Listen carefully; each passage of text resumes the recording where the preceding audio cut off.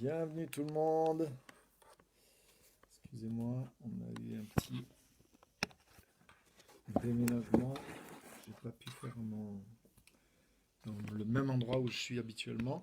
Donc c'est pour ça que je suis dans un autre endroit ce soir. Mais ça n'empêche rien. Ça va fonctionner. Donc bienvenue à tous. Voilà. Bonsoir à tout le monde. Bienvenue. Super. Bienvenue. J'essaie de caler ma caméra.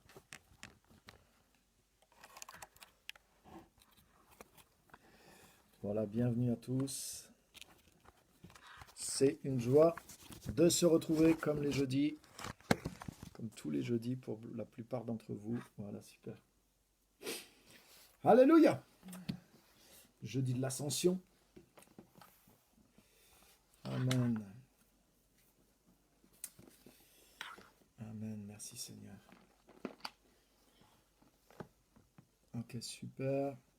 Bienvenue à tous ceux qui nous rejoignent.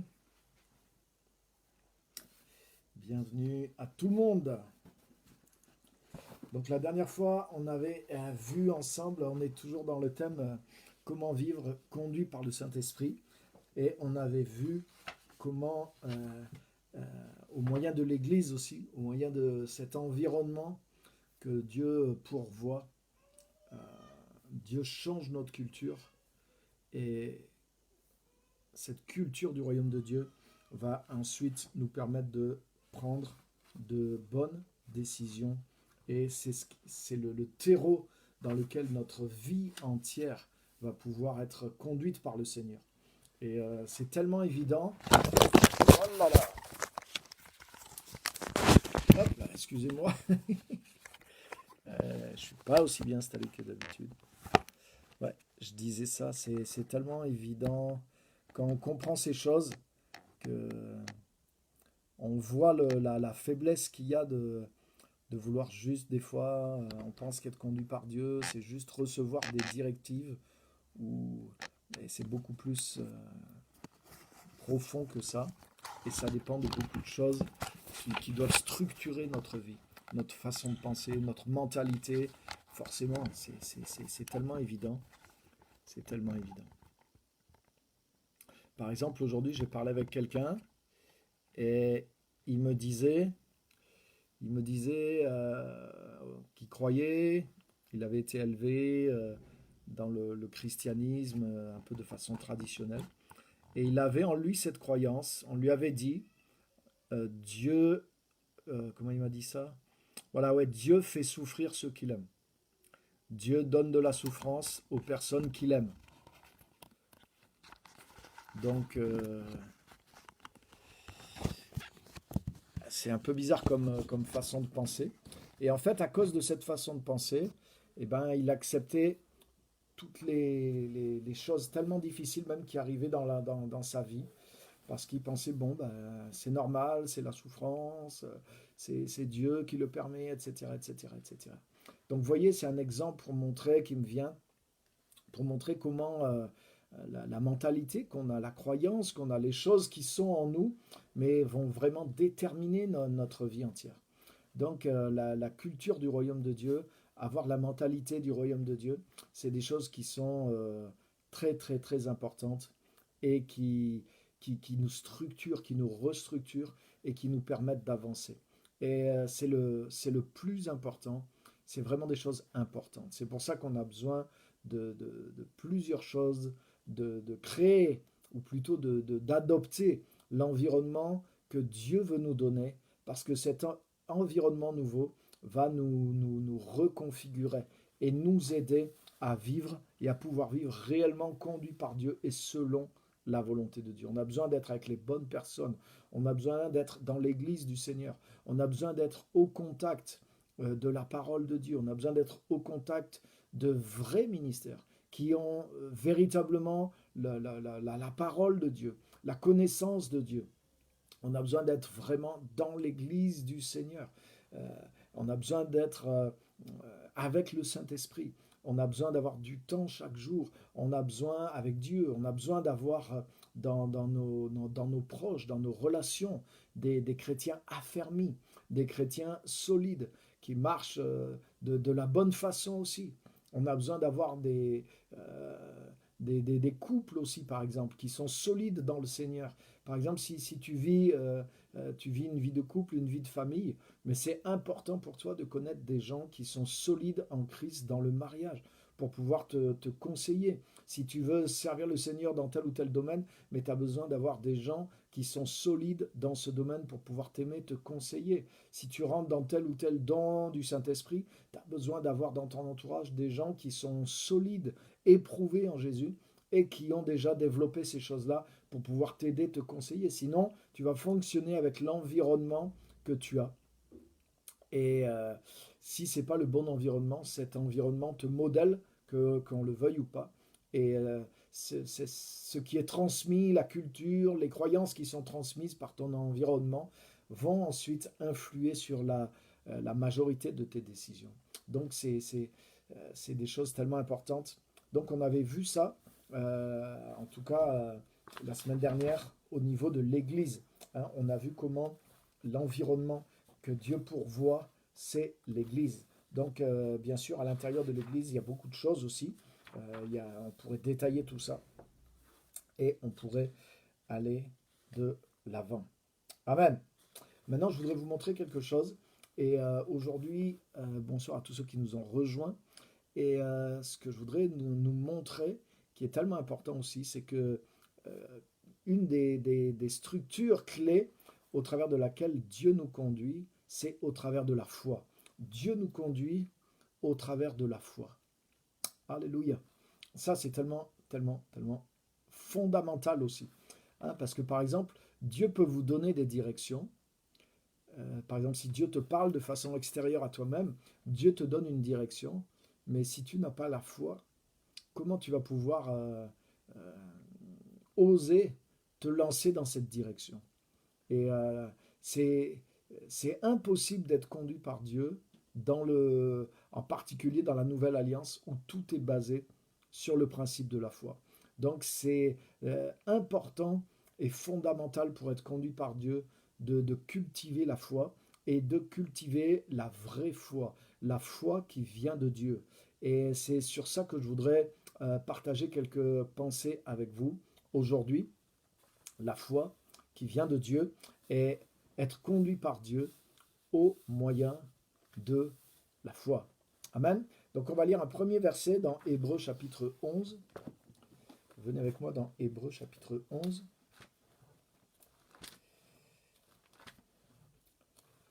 Ça va, tout fonctionne bien?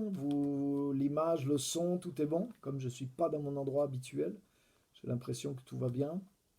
Hein, est-ce que ça va? Vous pouvez m'envoyer un petit like, un petit cœur, un petit pouce? Ouais, ok, super. Ok, génial. Merci. Ça me rassure parce que comme je ne suis pas dans mes conditions habituelles.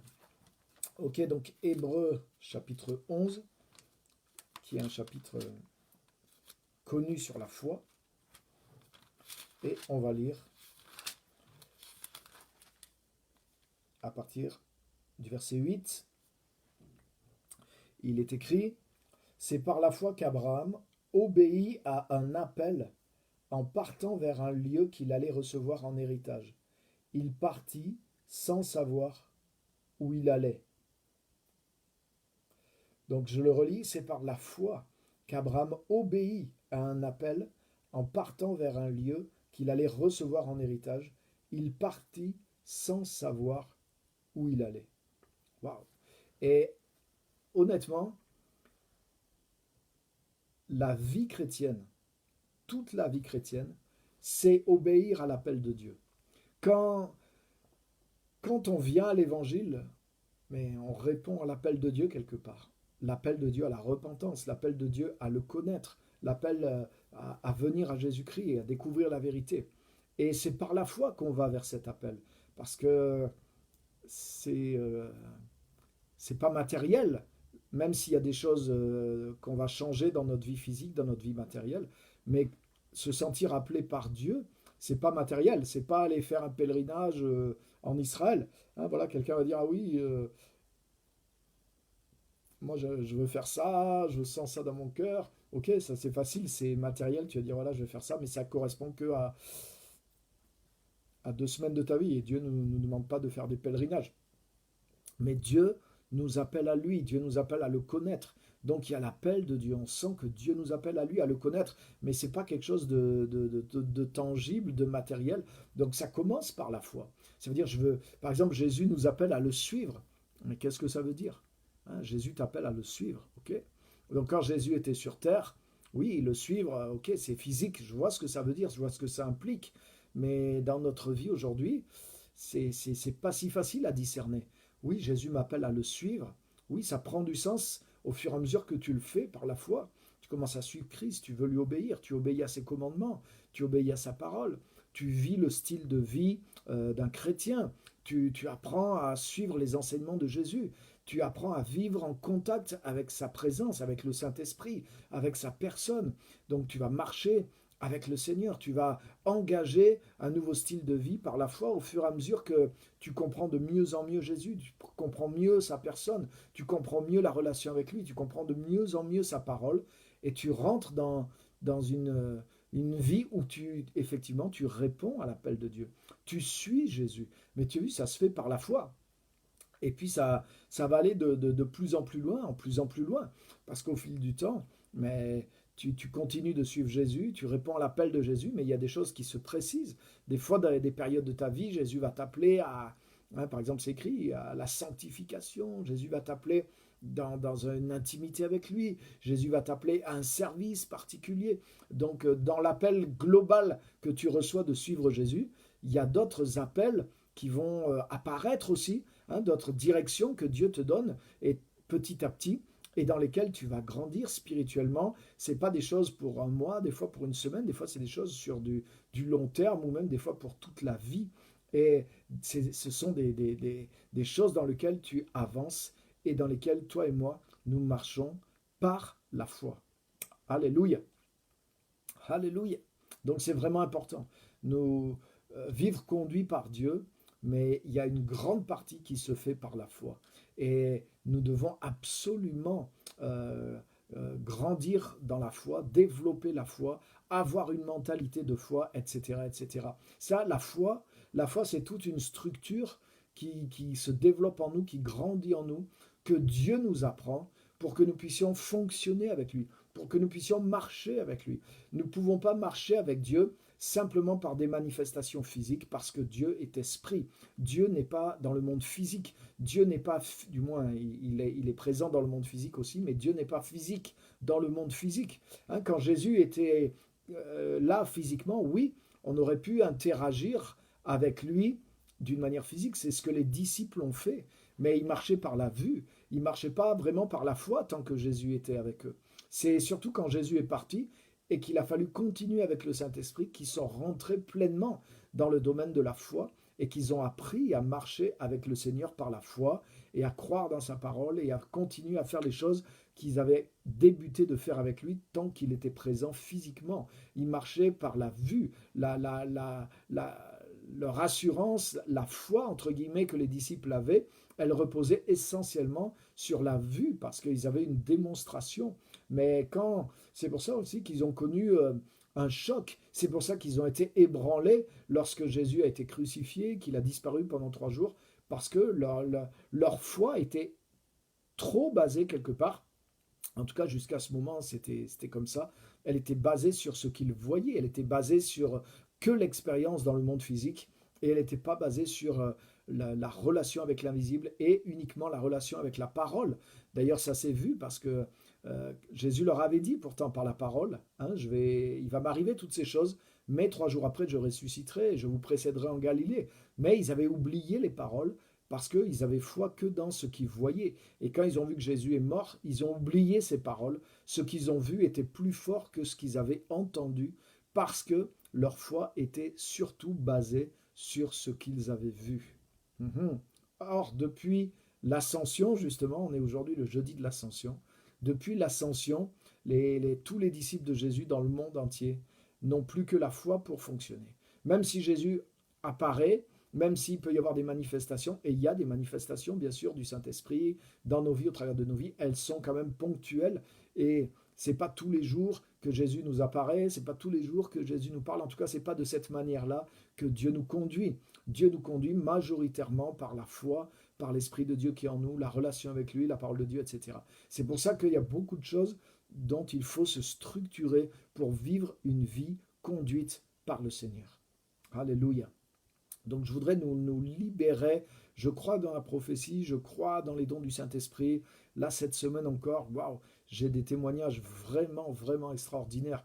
Je pourrais vous raconter là, les 2 dernières semaines des gens nouveaux qui viennent au Seigneur, la manière dont le Saint-Esprit a conduit, une guérison, de belles guérisons, de choses vraiment, vraiment super, qui sont vraiment la manifestation du Saint-Esprit. Donc je crois dans ces choses-là. Une parole de connaissance qui m'est arrivée, qui est une des plus extraordinaires que j'ai vécues jusque-là. Donc waouh, tout ça, j'y crois. Et la preuve, c'est ces jours-ci. Hein. Donc c'est fantastique. Mais il y a des chrétiens, ils pensent qu'ils entendent des témoignages comme ça, et ils pensent que la vie chrétienne ne fonctionne que par des choses comme ça. Et du coup, ils basculent dans une forme de mysticisme. Si tu n'es pas enraciné dans les structures dont je suis en train de parler dans tous ces messages, dans chaque message, j'ai développé une de ces structures.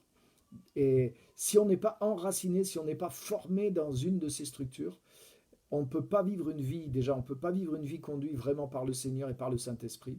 Et au lieu de vivre conduit par le Saint-Esprit, on va vivre dans une forme de mysticisme.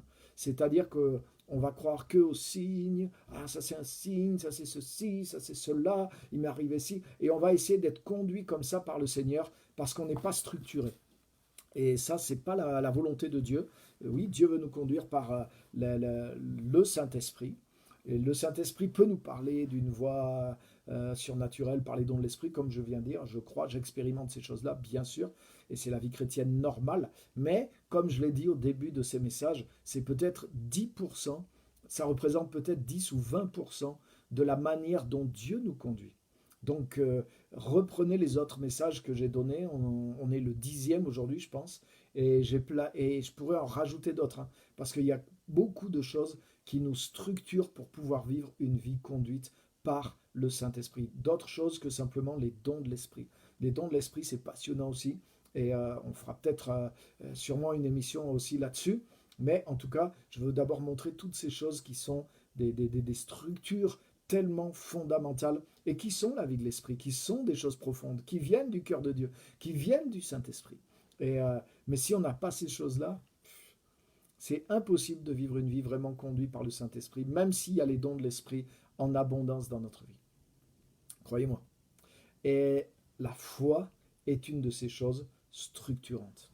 Alléluia. Donc Abraham, qui est le modèle des chrétiens, hein, le modèle de la foi, le père de la foi des chrétiens, c'est écrit dans Romains chapitre 4, Galates aussi, l'épître aux Galates. Abraham a marché par la foi. Dès le début où Dieu lui a parlé, il est parti sans savoir où il allait et il a répondu à l'appel de Dieu par la foi.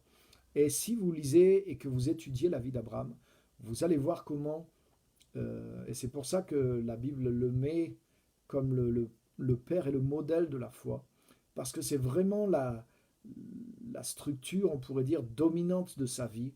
La chose qui a dominé la vie d'Abraham, c'est la foi. C'est vrai que Dieu lui a parlé, Dieu s'est manifesté à lui plusieurs fois, mais en réalité, si tu regardes l'ensemble de sa vie, tu vas voir qu'il y a peut-être 4 ou 5 manifestations directes où Dieu lui parle, mais c'est sur une période de 100 ans. 100 ans. Donc des fois, on a l'impression, ah ouais, Dieu va nous conduire pareil, Dieu va nous parler, Dieu va se manifester à nous. Mais Abraham, il a eu peut-être 5 fois des choses comme ça sur une période d'une centaine d'années. Donc c'est pas beaucoup. Donc comment il faisait le reste du temps pour être conduit par Dieu? Mais il était conduit par le principe de la foi. Et on voit comment Dieu a travaillé la foi d'Abraham. Et il me faudrait plusieurs... donc je ne vais pas rentrer dans tout le détail, mais en tout cas, Dieu a amené Abraham, pas à pas, à pénétrer dans le domaine de la foi. Et c'est sur ça que je veux parler ce soir. Je voudrais vous montrer que la foi, c'est plus que ce que tu crois. La foi est beaucoup plus profonde et elle est différente de ce que nous croyons, de ce que nous entendons, de ce que nous avons compris pour être de la foi. Un jour, les disciples de Jésus sont venus vers Jésus et ils lui ont dit, Seigneur, augmente-nous la foi. Hein, vous connaissez sûrement ce passage qui revient dans les évangiles. Seigneur, augmente-nous la foi. Et vous savez ce que Jésus leur dit? Jésus leur dit, si vous aviez de la foi, comme un grain de sénévé, c'est-à-dire c'est la plus petite de toutes les semences, vous diriez à cette montagne, ôte-toi de là, jette-toi dans la mer, elle vous obéirait, rien ne vous serait impossible. Un jour, en méditant ce passage, j'ai compris quelque chose. Les disciples viennent vers Jésus, ils disent, Seigneur, augmente-nous la foi. Ça veut dire, eux, ils pensent qu'ils ont la foi et qu'ils en ont besoin de plus. Donc, ils pensent qu'ils ont une petite quantité de foi et ils pensent qu'ils ont besoin d'une plus grande quantité de foi. Mais qu'est-ce que Jésus leur répond? Si vous aviez de la foi, comme un grain de sénévé, la plus petite quantité, vous pourriez faire l'impossible.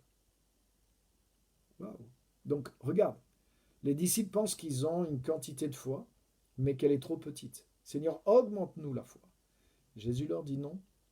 Si vous aviez une toute petite quantité de foi, vous pourriez faire l'impossible. Donc, qu'est-ce que ça veut dire? Tu sais ce que ça veut dire? Ça veut dire que ce que les disciples pensent être de la foi chez eux n'est pas la foi dont parle Jésus. Waouh! Est-ce que les disciples n'avaient pas la foi? Non, les disciples avaient la foi. Ils avaient de la croyance en Dieu. Ils avaient de la confiance en Dieu. Mais là, Jésus leur parle de la foi qui vient de Dieu. Il parle précisément dans ce texte, en réalité, du don de la foi. Le don de la foi qui vient et avec lequel tu peux produire l'impossible.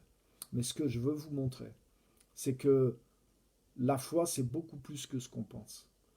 La Bible prend la peine de définir la foi. Pour beaucoup de gens, la foi, c'est croire en Dieu. Ou alors c'est même l'enseignement chrétien. Oui, j'ai la foi. Mes parents étaient chrétiens, ils m'ont transmis la foi. Autrement dit, ça veut dire ils m'ont transmis la croyance et l'enseignement chrétien. Il y a même des gens qui parlent de la foi bouddhiste, la foi musulmane. Donc ça veut dire la croyance bouddhiste. Mais dans la Bible, par exemple, tu ne peux pas dire la foi bouddhiste, par exemple.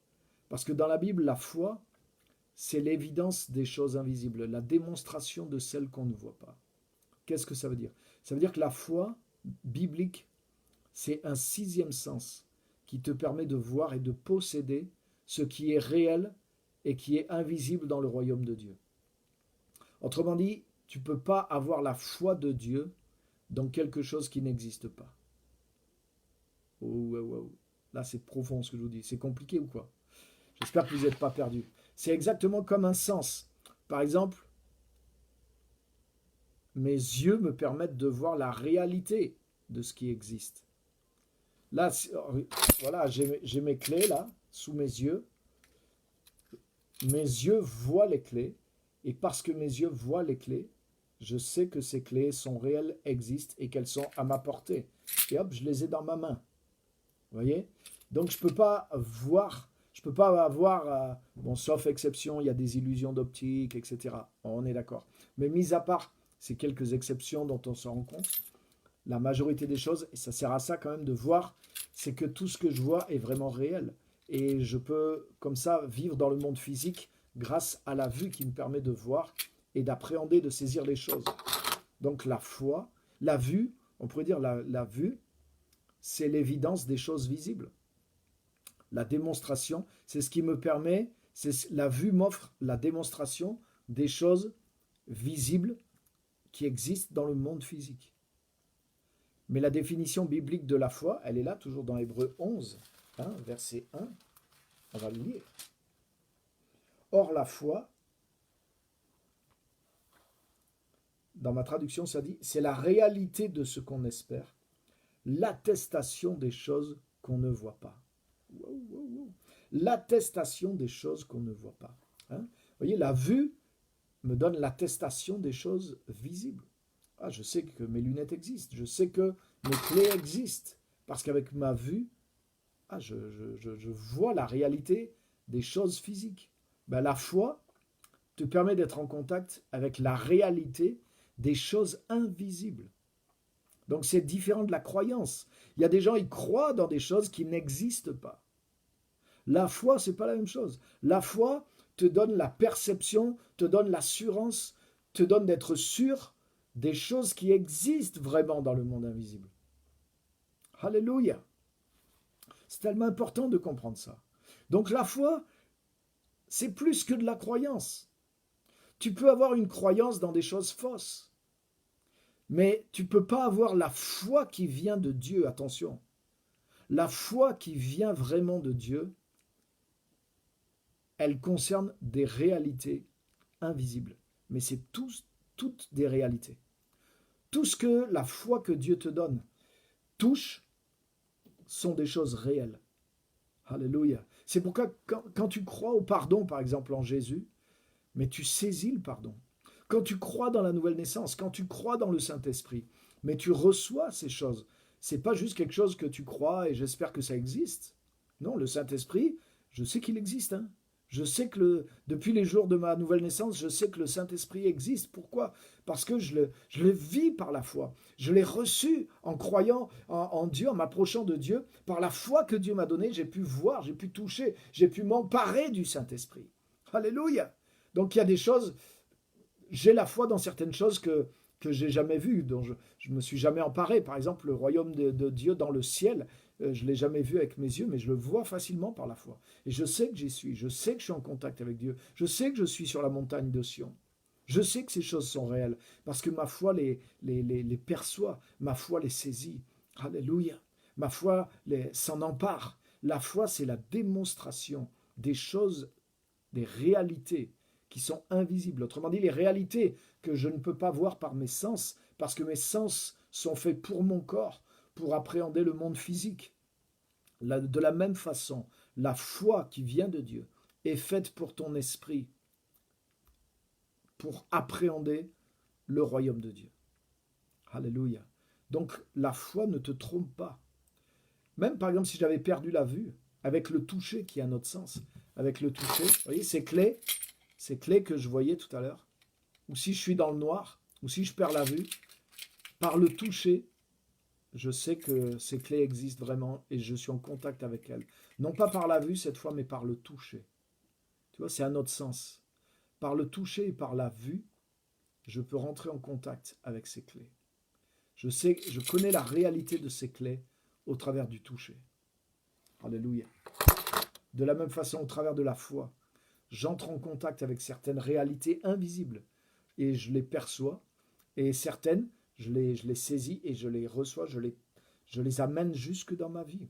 Le pardon, je l'amène dans ma vie. Alléluia. Le salut, je l'ai amené dans ma vie. La guérison, je l'ai amené dans ma vie. Et je peux l'amener même dans la vie d'autres personnes. Certaines bénédictions, je les ai amenées dans ma vie matérielle. Certains exaucements de prière, je les ai amenés dans ma vie au travers de la foi. La présence de Dieu, je sais comment me connecter, comment l'amener dans ma vie. Les dons du Saint-Esprit, je sais comment m'y connecter et comment les amener dans ma vie d'une manière réelle et qui sera démontrée, qui sera prouvée par des résultats. Alléluia. Donc les choses invisibles se captent au travers de la foi. La direction divine, c'est le sujet dans lequel on est dans ce thème. Elle se capte aussi au travers de la foi, en connaissant la volonté de Dieu, en connaissant le cœur de Dieu. En ayant une structure de foi à l'intérieur de moi, je vais pouvoir persévérer dans la volonté de Dieu, même si Dieu ne m'a pas parlé. Parce que j'ai capté sa volonté, ou peut-être Dieu m'a parlé sur une direction, il m'a donné quelque chose, j'ai saisi quelque chose dans la foi il y a des années, mais je persévère ma vie d'une dedans. Parce qu'il y a des choses que Dieu m'a révélées, que Dieu m'a demandé de poursuivre dans la foi, c'est à vie. Donc ça ne dépend pas d'une manifestation actuelle de Dieu. Je sais que ces choses existent. Alléluia. Par exemple, tout chrétien, il se dirige vers quoi? Vers la cité céleste.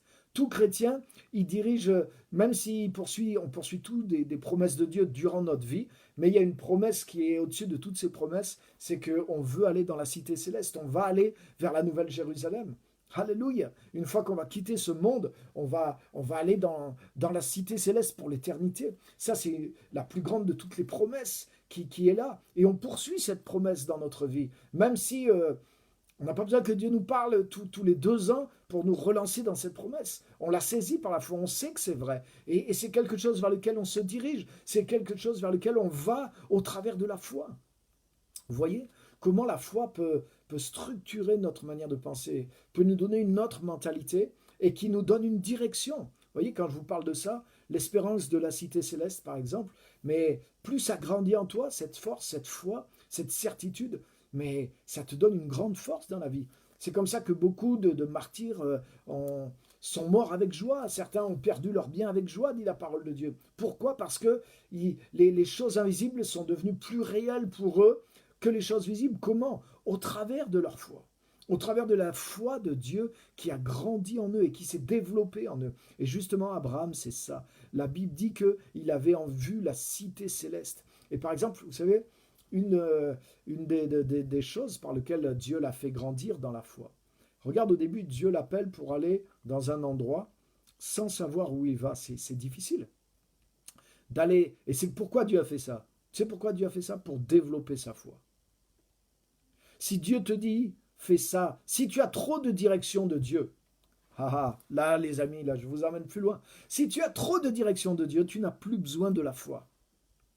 Mais oui, si Dieu te dit, voilà, demain à 8h, il va t'arriver ça, à 10h, quelqu'un va venir, tu lui feras ça, l'après-midi, il se passera ça, ensuite tu iras à la réunion le soir, tu diras ça, tu liras tel verset, telle personne dira ça, alors tu lui répondras ça. Et des chrétiens, ils pensent qu'être conduit par le Saint-Esprit, des fois c'est ça. C'est-à-dire, c'est de recevoir sans arrêt des instructions comme un robot. Non, non, non, non, non et non. Dieu ne fait pas de nous des robots. Dieu ne fait pas de nous juste des gens qui obéissent bêtement, sans comprendre ce qu'ils font. Non, Dieu veut nous amener plus loin. Dieu veut qu'on soit des amis, Dieu veut qu'on soit des collaborateurs. Bien sûr, des fois, on a besoin d'instructions précises et Dieu nous les donne. Je ne suis pas contre ça, c'est une bonne chose. Amen. Mais Dieu nous conduit la majorité du temps d'autres façons. Et une de ces façons, c'est la foi. Et c'est pour ça que dès le début, quand Dieu appelle Abraham, il y a une marche de foi. Et c'est pour ça que nous aussi, même s'il y a des manifestations quand on se convertit, qu'il y en ait ou qu'il n'y en ait pas, Dieu nous appelle par la foi. Parce qu'on ne vit pas à coup de manifestations tous les jours dans la vie chrétienne. Dieu nous montre des choses pour qu'on croie en lui. Amen. Mais Dieu nous appelle à une marche par la foi. Connaître Christ, c'est par la foi. Et tous les pas dans la vie chrétienne se font au travers de la foi, les amis. Et vous le savez comme moi. Mais c'est important, parce que plus notre foi, cette foi qui vient de Dieu, attention, parce que la foi que tu as, qui te permet de vivre avec Christ, elle ne vient pas de toi. C'est un don de Dieu. La foi, c'est pas moi qui me pousse à avoir la foi. Oui, je choisis de croire. Je choisis d'obéir en continuant de croire. Mais la foi même, la foi spirituelle qui agit en moi, qui me permet d'être en relation avec Dieu, de recevoir les choses de Dieu, la foi vivante, la foi efficace, c'est un don de Dieu. C'est un don de Dieu. Quand Dieu m'a appelé et que j'ai répondu à son appel, comme j'ai reçu le pardon, comme j'ai reçu le Saint-Esprit, j'ai reçu la foi de Dieu, la foi pour être sauvé, la foi pour vivre la relation avec Dieu. Je vais vous le montrer si vous le voulez. Cette foi dont je parle, qui a un 6e sens, est un don de Dieu. Regardez avec moi dans Éphésiens chapitre 2. Alléluia.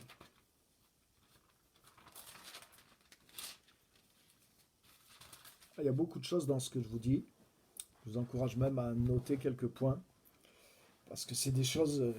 moi, j'ai mis longtemps à comprendre ces choses-là et ça m'a beaucoup aidé. Des fois, vous ne voyez peut-être pas l'importance ou le... Voilà, vous entendez le message, il y a des points dedans, mais je vous garantis, chaque point n'est pas là pour meubler. Chaque point est le fruit dans ma vie. Pas juste j'ai découvert que c'est écrit dans la Bible, parce que je pourrais vous montrer plein de choses dans la Bible, en vrac, mais je sors des principes qui sont dans la Bible, bien sûr, mais que j'ai pu découvrir des fois au bout d'années d'expérience et qui m'ont aidé à vivre une vie chrétienne forte et authentique et qui m'ont sorti de beaucoup de tâtonnements où j'ai cherché mon chemin en tant que chrétien. Donc je dois vous dire, chacune des choses que j'essaie de partager avec vous peut vous aider si vous le regardez de près. C'est ça le but de l'enseignement, c'est pas juste de dire la Bible dit ça. Parce que même un non-chrétien pourrait vous dire la Bible dit ça s'il est honnête, mais ça ne va pas vous donner vraiment faire sortir les choses de la Bible qui fonctionnent. Hein. Un gâteau, c'est pas juste de la farine et des œufs. Donc voilà, j'essaie de vous amener le gâteau et pas juste de vous dire tiens, voilà de la farine, voilà de la farine, voilà du sucre. Hein, je reprends la parabole de Ludivine qui est en ligne l'autre fois qui nous a inspiré. Donc Éphésiens chapitre 2, verset 8. Regardez bien, c'est par la grâce en effet que vous êtes sauvés, au moyen de la foi. Cela ne vient pas de vous, c'est le don de Dieu. Alléluia. Et je voudrais vous dire, c'est par la grâce en effet que vous êtes sauvés au moyen de la foi. Cela ne vient pas de vous, c'est le don de Dieu. Le don de Dieu, ce n'est pas simplement la grâce par laquelle tu es sauvé, mais il y a aussi au moyen de la foi. C'est par grâce que vous êtes sauvés au moyen de la foi, mais tout cela ne vient pas de vous. C'est le don de Dieu. Alléluia. La grâce du Seigneur Jésus qui nous sauve, mais la foi qui nous permet de recevoir cette grâce. Tout ça, c'est le don de Dieu. La foi que tu as reçue, la foi que tu as, c'est un don de Dieu. Je pourrais vous donner beaucoup d'autres passages qui le disent. Et on n'a pas le temps. Dans Pierre, c'est écrit, lettre de Pierre, c'est écrit dans 1 Corinthiens 12, que Dieu a donné à chacun une mesure de foi. Dieu a donné à chacun une mesure de foi, à chacun des chrétiens, une mesure de foi. Donc, la foi est un don de Dieu. Quand Dieu agit dans notre vie, ça crée la foi. Quand Dieu se communique à nous, communique avec nous, qui nous appelle et qu'on répond à cet appel, qu'on ouvre notre cœur, qu'on reçoit le Seigneur, sa parole, alors il y a de la foi divine qui vit en nous pour nous permettre de marcher.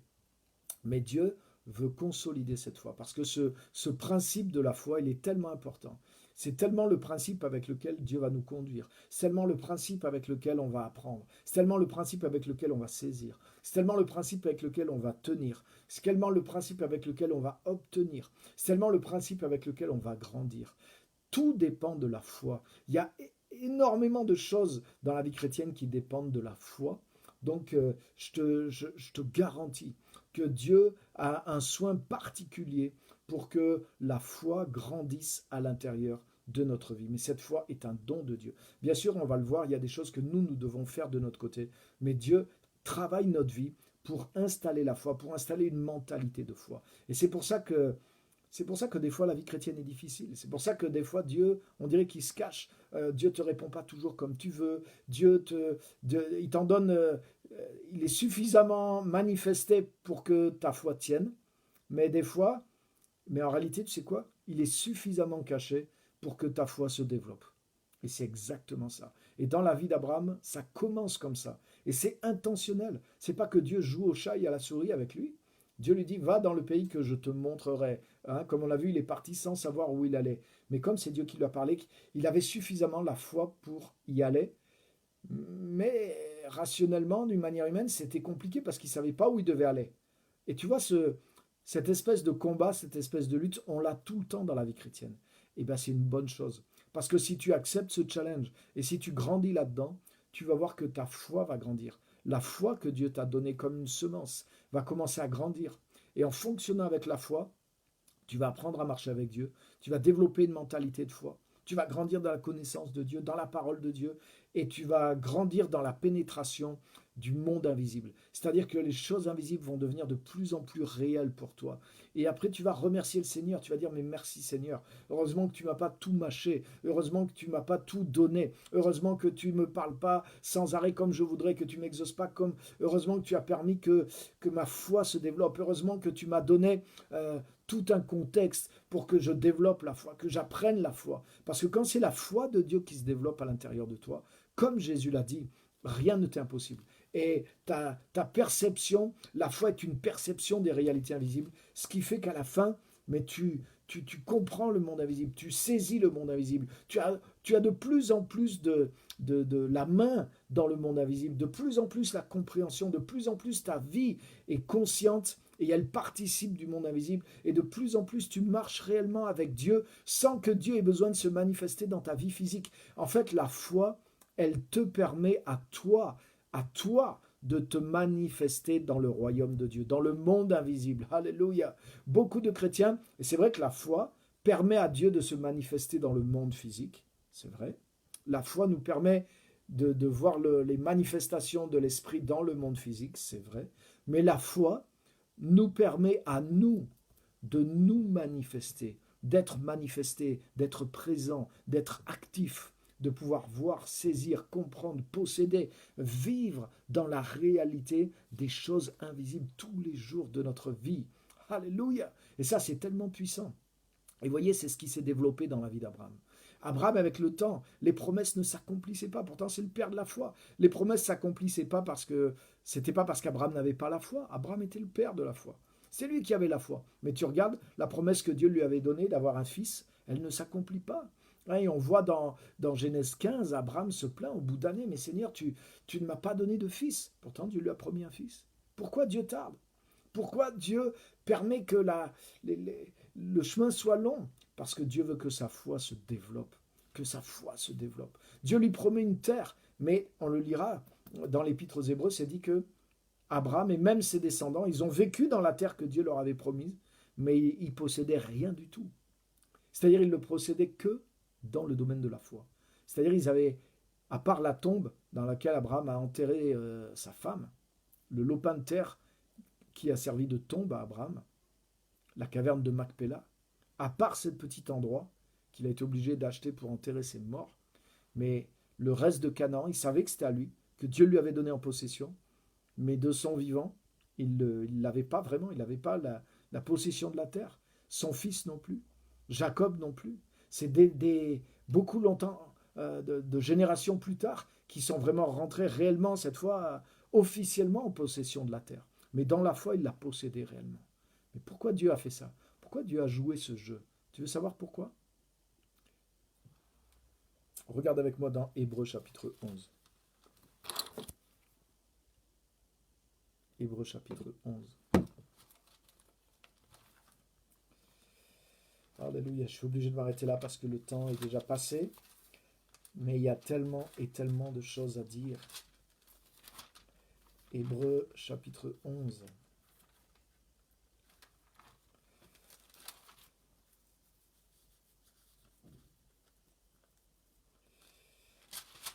Hébreux chapitre 11. Verset 9. Donc on va relire le verset 8 qu'on a lu. C'est par la foi qu'Abraham obéit à un appel en partant vers un lieu qu'il allait recevoir en héritage. Il partit sans savoir où il allait. C'est le début de sa foi. Maintenant regarde la logique de Dieu. Qu'est-ce que Dieu cherche à faire? C'est par la foi, toujours le même principe de la foi, qu'il vint s'exiler sur la terre promise, comme dans un pays étranger, habitant sous des tentes avec Isaac et Jacob, son fils, son petit-fils, héritier avec lui de la même promesse. Maintenant, regarde bien verset 10. Car il attendait la cité qui a de solides fondations, celle dont Dieu est l'architecte et le constructeur. Oh oh! Ça c'est fort, les amis. Parce que cette cité qui a de solides fondations, dont Dieu lui-même l'architecte et le constructeur, il en parle plus loin, c'est la Nouvelle Jérusalem. C'est-à-dire c'est la ville de Dieu qui est dans le royaume, là où tous les saints vont aller après leur mort. Mais les amis, si vous lisez la Genèse, tu peux éplucher de long en large et en travers la vie d'Abraham à cette époque-là, même jusqu'à l'époque de Jésus. Personne n'était au courant qu'il y avait une cité dans le ciel, qu'il y avait la Jérusalem céleste. La Jérusalem terrestre était loin et n'existait même pas encore. Elle a existé longtemps après Abraham, du temps de David. Mais le Nouveau Testament nous révèle ici que Abraham, le fait qu'il était sur une terre qu'il ne possédait pas vraiment, tu sais qu'est-ce que Dieu était en train de lui dire? Il était en train de dire, je t'ai promis des choses pour la terre, mais le vrai cœur de ma promesse, il dépasse la dimension de la terre. Et je veux que ta foi, non seulement elle s'empare des choses de la terre, mais je veux qu'elle s'empare du royaume invisible. Et la foi d'Abraham nous révèle, elle est révélée ici. Il attendait la cité dont les fondations sont solides. Autrement dit, Abraham, à force de la foi, à force de grandir dans la foi, par des exaucements et aussi par des choses qui tardaient à venir, en pénétrant dans la dimension de la foi que Dieu lui donnait, qui est un don de Dieu, avec lequel toute sa vie il a marché, il a espéré, il a possédé des choses en espérance, il a fait beaucoup d'expériences, mais il a grandi dans cette dimension de la foi, dans cette tension entre les choses qu'il avait, les choses qu'il n'avait pas encore, les promesses, etc. Mais il s'est passé quelque chose, c'est que sa vue spirituelle s'est ouverte, son être spirituel s'est ouvert, et il a su comment marcher avec Dieu, il a su posséder les promesses de Dieu, et il a même pénétré dans un domaine qui était longtemps avant son temps. Il a pénétré dans la vision de la nouvelle Jérusalem, des choses que des chrétiens savent des fois, mais ils ne sont pas dans la foi dans ces choses-là. Et c'est vrai, parce que c'est pas de le savoir qui fait. Je le sais, voilà, on peut dire, tout chrétien sait que oui, après sa mort, il va au ciel, il y a la Jérusalem céleste. Oh, amen, amen, amen. Oui, je sais, c'est dans la Bible, mais entre savoir et connaître par la foi, c'est pas la même chose. Et Abraham, il savait pas, il n'y avait pas d'enseignement sur ça à cette époque, personne ne parlait de ça. C'est que des milliers d'années plus tard qu'on en a parlé. Mais Abraham l'avait pénétré au travers de la foi. Parce que la foi, c'est le sixième sens que Dieu nous donne pour pénétrer dans le royaume de Dieu, pour saisir les réalités invisibles. Donc, mon frère et ma soeur, je voudrais t'encourager, parce que même si tu ne vois pas toutes les... Il y a des chrétiens, et on est comme ça, et je suis comme ça des fois. On dit, ouais, Seigneur, pourquoi je ne vois pas ça? Je veux voir ça s'accomplir, je veux voir ça. Seigneur, si tu faisais ça, alors là, oui, je croirais en toi. Et en fait, nous, on pense que la foi, elle va se faire de la manière dont on veut. Mais elle ne se fait pas de la manière dont on veut. Elle se fait. Donc je ne dis pas qu'il ne faut pas lutter pour obtenir des choses, ce n'est pas ce que je suis en train de dire. Il y a de l'équilibre dans tout. Mais ce qui est sûr aussi, que c'est pas parce que, c'est pas, même si Dieu exauçait tous nos caprices, c'est pas comme ça qu'on aurait la foi. Comme je vous disais tout à l'heure, regarde les disciples de Jésus, autant que Jésus était avec eux, en réalité ils avaient la foi à cause de ce qu'ils voyaient. Mais dès que Jésus a disparu, une grande partie de ce qu'ils pensaient être de la foi s'est effondrée parce qu'ils n'avaient pas encore pris l'habitude de marcher avec l'Esprit de Dieu, avec les choses invisibles, avec la foi. Donc, la foi, c'est une science que Dieu nous appelle et à laquelle Dieu nous appelle, que Dieu nous apprend pas à pas. Et au travers de ce don, de ce sixième sens, nous gagnons dans la perception du monde invisible. Oui, des fois on est encouragé, bien sûr, on est encouragé quand des choses nous arrivent dans le monde physique, et Dieu merci, il en arrive, hein, on a des exaucements, il y a beaucoup de choses qui se passent parce que Dieu est là, il agit, se manifeste aussi, amen. Mais la foi ne se développe pas que au travers de ces choses-là. Non, c'est quand la foi véritable se développe et que nous saisissons l'invisible que oui, cette foi maintenant va produire de plus en plus de choses dans le monde visible. Oui, Dieu peut produire des choses dans le monde physique, dans notre vie, mais ce n'est pas ça qui va nous donner la foi suffisante. Oui, ça peut nous donner une base dans la foi, mais c'est pas ça qui nous... Avec ça, après, on ne sait pas forcément comment marcher avec Dieu, comment connaître, comment être conduit par Dieu, comment... Vous voyez, c'est des choses qu'on doit apprendre en marchant avec Dieu par la foi, au travers de cette foi que Dieu nous donne. Et Dieu nous donne la foi d'une certaine manière, justement pour que ce sens se développe. Et tous les sens que nous avons, les muscles que nous avons, ils se développent par l'exercice. Si je n'utilise pas mes muscles, ils s'affaiblissent. Si je ne force pas, mes muscles s'affaiblissent. Si je n'utilise pas mon intelligence, ma mémoire, elle rétrograde, etc., etc. C'est vrai pour tout dans la vie.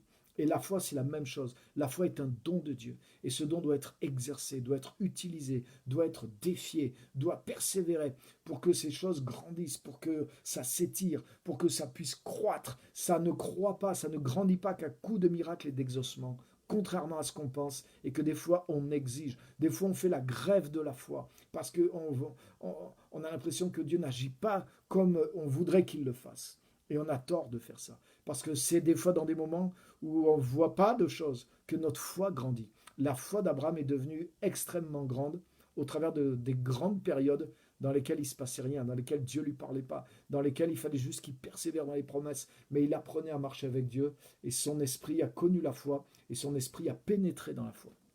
Et c'est comme ça qu'il a pu voir la cité céleste. C'est comme ça qu'il a pu croire dans la résurrection d'Isaac et qu'il l'a offert en sacrifice. La foi d'Abraham, regarde bien, la foi d'Abraham était plus grande au bout d'années de non-exaucement que au moment où Dieu lui parlait. Au moment où Dieu lui parlait, ça l'a encouragé. Mais c'est des fois au bout d'années, d'années, sans que rien se passe, parce qu'il marchait avec Dieu au travers de la foi. Donc je ne dis pas qu'il faut que rien se passe, c'est pas ce que je suis en train de dire. Mais ce que je suis en train de dire, c'est que c'est pas parce que tu as des instructions tous les jours, c'est pas parce que tu as des signes tous les jours que c'est ça la foi. Non, non, non, non, non. Et c'est pas comme ça que Dieu te conduit. Dieu te conduit au travers de cette structure qui est la foi et qui est un don de Dieu. La prochaine fois, je vous en dirai plus sur comment la foi vient et comment cultiver ce don de Dieu qui est la foi, la vraie foi. Aujourd'hui, je voulais vous montrer voilà ce qu'est cette foi, quelle est la nature de cette foi. C'est On croit savoir ce qu'est la foi, mais il faut l'apprendre.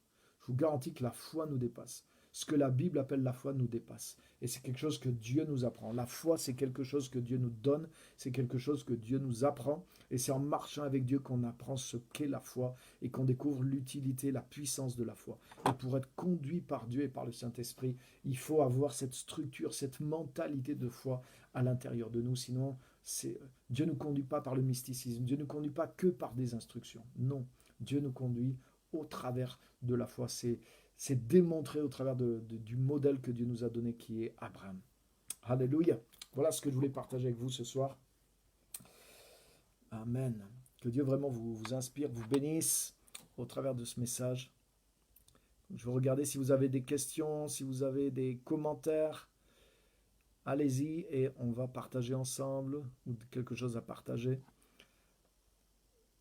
N'hésitez pas à le mettre en commentaire et on va prendre le temps de répondre et de partager vos réflexions, quelque chose à ajouter. Allez-y, ce que vous recevez, ce que ça vous inspire.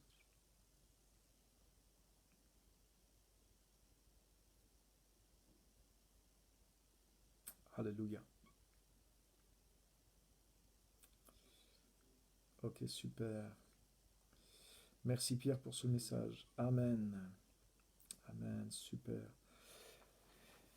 Et moi, petit à petit, j'ai appris, bien sûr, la foi, oui, c'est croire en Dieu, mais c'est beaucoup plus que ça. La foi est un don de Dieu.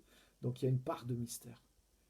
Et même la Bible, on l'a vu en Hébreu 11, prend la peine de définir la foi. Et vous avez vu la définition de la foi dans la Bible, c'est pointu. Donc reméditez ces choses. Et la foi, c'est quelque chose que Dieu nous communique. Alléluia. Et c'est différent de croire en Dieu. J'en parlais hier avec la cellule.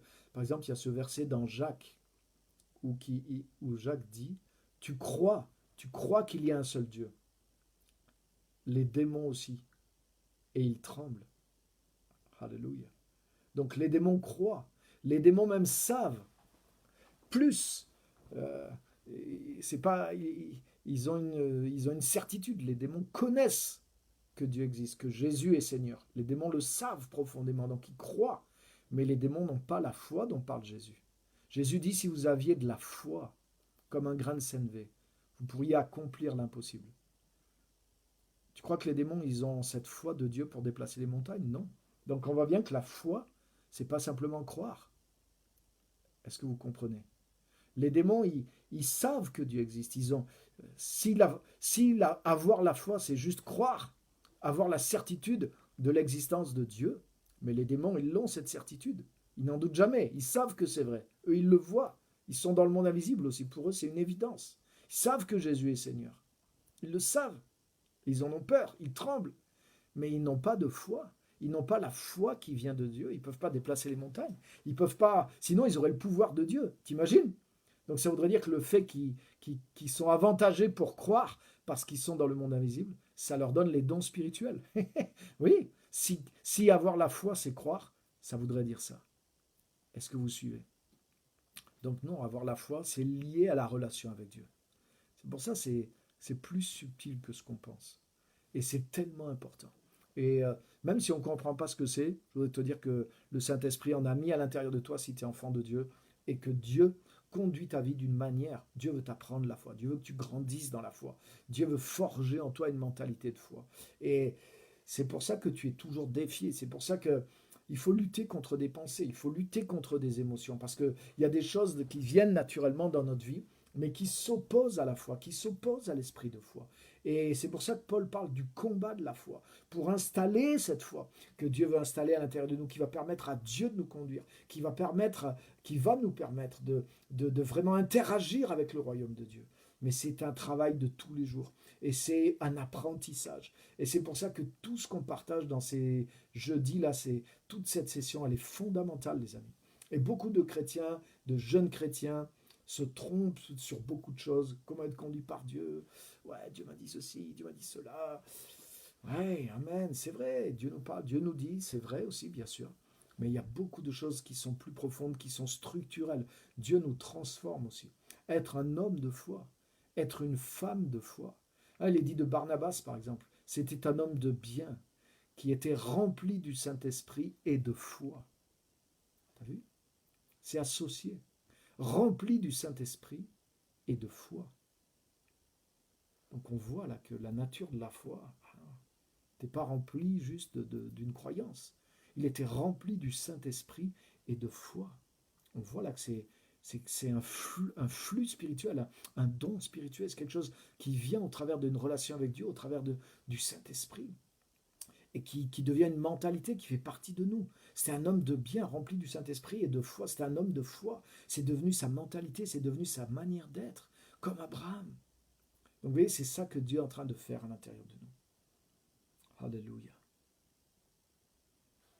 La foi est le fil conducteur qui nous connecte directement au royaume de Dieu. Oui, la foi, c'est un sens qui nous connecte au royaume de Dieu et qui nous permet, comme la vue, le toucher nous permettent beaucoup de choses dans le monde physique, la foi aussi nous permet de saisir, de comprendre et d'agir avec le royaume de Dieu, avec les choses invisibles.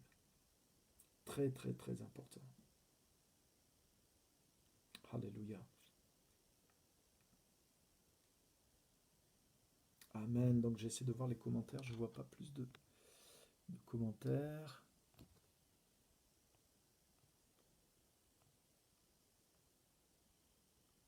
Ouais. Ok. Donc si vous n'avez pas d'autres commentaires, je ne vais pas vous retenir plus. Je vais vous laisser monter, comme c'est le jour de l'ascension. La foi est une de ces choses qui nous fait monter et qui nous fait vivre dans la hauteur de Dieu. Donc que Dieu vous bénisse. Et la semaine prochaine, je vais vous partager comment justement...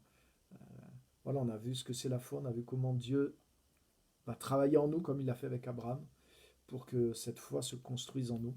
Maintenant, je vous montrerai la semaine prochaine comment nous, voilà, comme j'ai dit l'autre fois aussi, sur l'environnement, comment créer un environnement dans notre vie qui va arroser cette foi, don de Dieu. Comment faire grandir la foi, comment cultiver la foi, comment avoir une mentalité de foi et avancer dans le monde de la vie avec Dieu, dans le royaume de Dieu, au moyen de cette foi. Comment faire progresser notre vie au moyen de la foi pour être conduit par le Seigneur. Voilà, merci à tous. Vraiment que Dieu vous bénisse. Retenez vraiment ces choses et je sais que vous allez devenir de grands disciples de Jésus parce que ces choses-là sont fortes et elles vont vous aider à prendre la vie chrétienne par le bon côté. Merci à tous, que Dieu vous bénisse et à très bientôt. On se retrouve dimanche dans les cultes. On sera là, bien sûr. Clermont-Ferrand, Saint-Éloi-les-Mines, 10h du matin jusqu'à midi. Bienvenue à tous au culte. N'hésitez pas à venir, à inviter vos amis, à revenir aussi. Voilà, il n'y a pas de danger. Donc, merci Seigneur. Les gens reviennent de plus en plus maintenant au culte. Et il y a des nouveaux aussi qui viennent. Et il y a des anciens qui, peut-être pendant le Covid, sont moins venus, qui reviennent aussi. Donc, n'hésitez pas, revenez. Vous êtes les bienvenus. Il n'y a pas de risque. Comme je le dis, depuis toute la période, on n'a pas eu de contamination, de problème qui soit venu de l'Église. On n'a eu personne dans l'Église, absolument personne qui a été sévèrement touché, qui a eu vraiment des choses graves liées au Covid, absolument personne. Donc Dieu nous a gardés, Dieu nous a protégés et il continuera de le faire. Et surtout que maintenant, voilà, on prend toujours les mesures de sécurité. Jusque-là, on n'a pas eu de problème, donc n'ayez pas peur. Soyez là dans cet environnement de Dieu qui est favorable pour la foi. Voilà, merci à tous, que Dieu vous bénisse et à très bientôt pour de nouvelles aventures. Merci d'avoir été là, bye bye.